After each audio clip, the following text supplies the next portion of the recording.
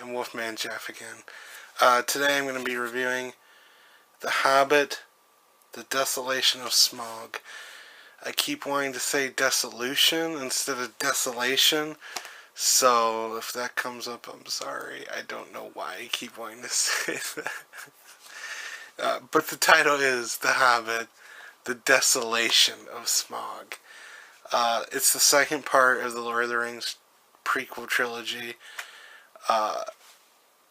Much like Unexpected Journey, it's very much in the same vein. It's got some improvements over the first part.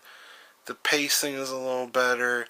The action, it does have more action, which is both a plus and a drawback, because while the action kind of engages you, it gets to the point where it gets a little much. And I like action scenes just like most guys, but even I get to the point where it gets a little overdone. I do like a story with the movie. So, I mean, not to say that The Hobbit Desolation doesn't have a story, but to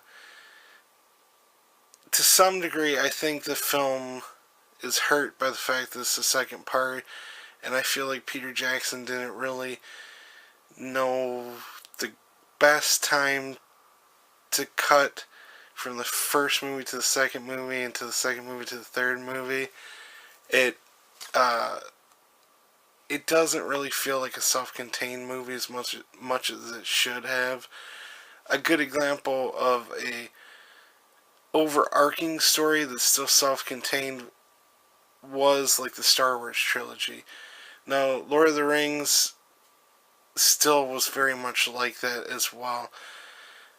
It's had an overarching story. It didn't really resolve itself with the Fellowship of the Ring or the Two Towers, but there were story arcs in each movie that did resolve, and while the main overarching story played out into the rest of the trilogy, the subplots were resolved. In the Hobbit trilogy, there are a lot of subplots that still don't get resolved by the end of each of the chapters, I guess, or sequels. So that is a little unfortunate, because they don't feel as self-contained as they should. You know, I realize it's an overarching story, but you still have to have some payoff. And I don't feel like any of the movies, with the exception of the third movie, which I'll get to later, they don't really have the payoff they should.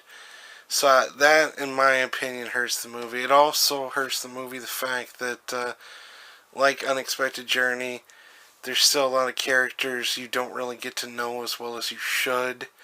Like the dwarfs, with the exception of the king, you don't really get to know the company of the dwarfs that much. Therefore, you don't really care that much about them. They do kind of play with a few of them a little more, but you still don't really connect with them as much as maybe I think Peter Jackson had intended.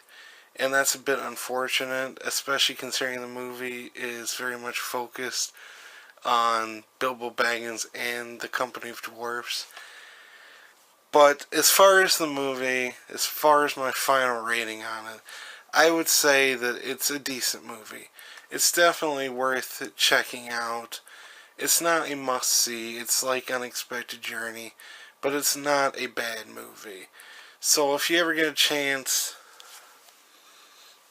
you know, go see or go rent, whatever, The Hobbit, Desolation of Smaug.